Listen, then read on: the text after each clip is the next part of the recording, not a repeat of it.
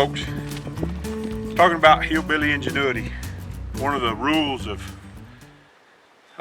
making it, surviving, is doing what you can with what you got. And you know, over here at the RV park, we're out here at the corrals right now. A lot of these trees have been really neglected.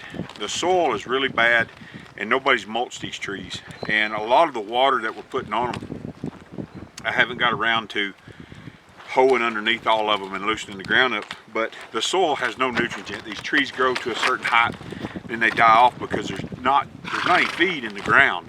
You have to feed the soil. And I said, well, we need mulch.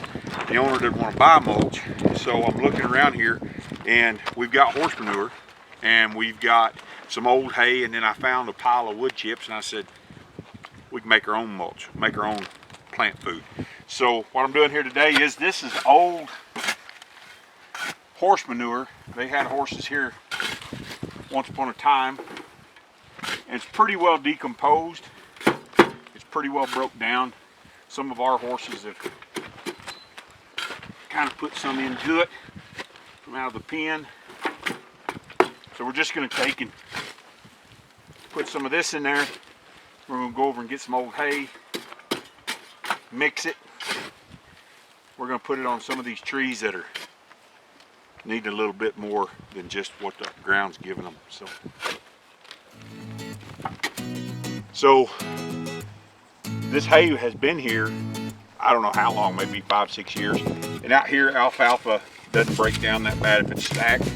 See, it's still kind of green in the middle. But one of the things that's here, if you can see this, is this has rabbit manure in it. Rabbits were coming by here and eating on this alfalfa hay while it was decomposing. So they added nitrogen and some of their ammonia nitrates to this broke down hay as they were eating it. So I'm going to take this, and it's going to become part of our mulch. It's just what we have, so that's what we're going to use.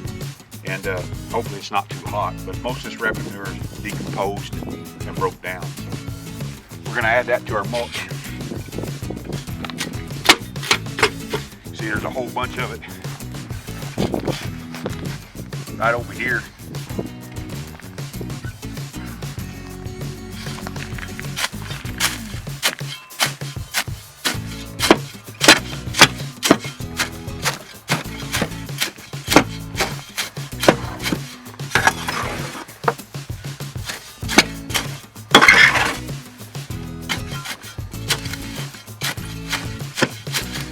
And here it's hard to keep moisture and stuff. It dries out so bad. So we're going to add water on it. Add water to it before we take it. Put it on the trees. We just want a pretty good mixture. Once I get about a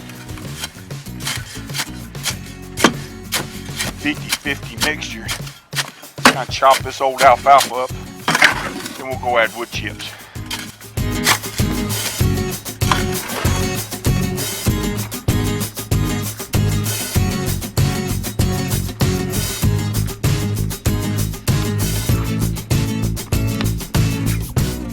I'm out of breath going through that ravine dry wash down here. Here you can see we got a pile of wood chips. At some time or another, the owners here have chipped some of these trees that have died, and it's just been sitting here kind of breaking down. But like I said, there's not a whole lot of moisture in the ground. But one of the things our drip irrigation is going to do, it's going to put water onto these trees, and then this mulch, this food, this plant food that we're making here is going to keep the moisture on the tree. We dig out a little space around the tree. I'll show you here in a little bit. But now we're going to mix these wood chips in with this. These will break down and decompose. And I know it's kind of late in the season, but we're going into the fall season, and this should have been done It really needs to be done twice a year. It needs to be done in the fall and then again in the spring. But I think I need a bigger wheelbarrow. Mix this in, or less components.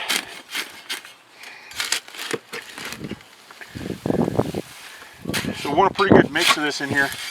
The bigger stuff I throw out. We want a pretty good mix because this is what's going to soak up water and then slowly release it. Keep it near the tree.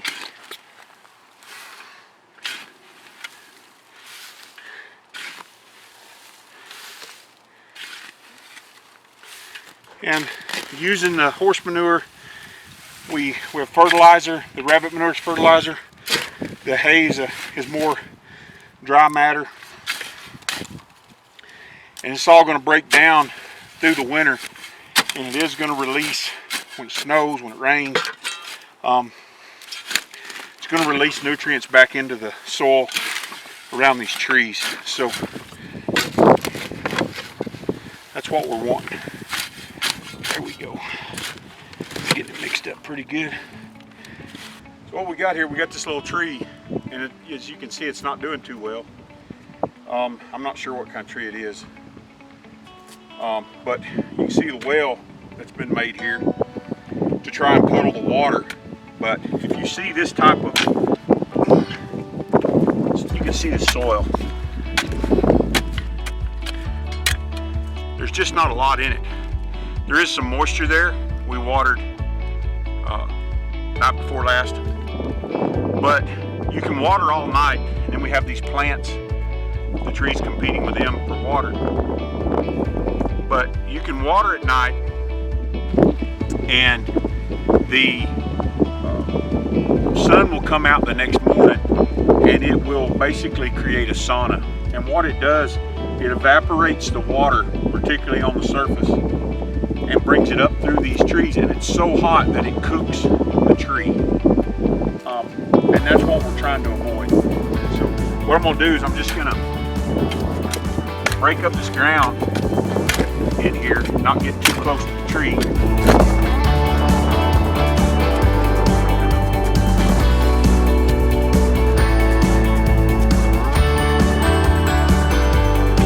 Because what water gets in here, I definitely want it to get into the ground.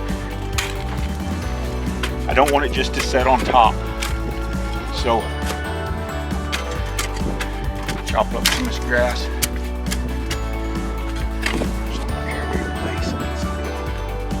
You see this tree? Something has got into this tree and skinned it. That's part of its problem.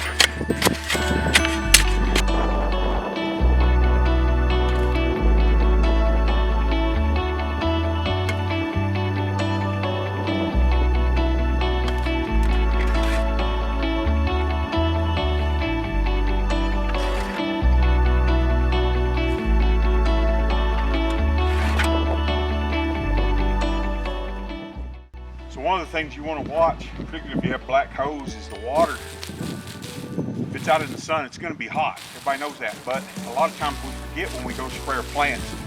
So I want to wait until that water that's coming out of that hose, and it's hot. You couldn't shower in that right there, it'll burn you. So it'll do the same thing to that tree. It'll wilt that tree or wilt that plant that you're putting it on. Now I'm just going to wet down this. I don't want to do a whole lot. Or again, I don't want to steam cook this tree, but I don't want the wind blowing our mulch off either. So I'm just gonna wet down the surface.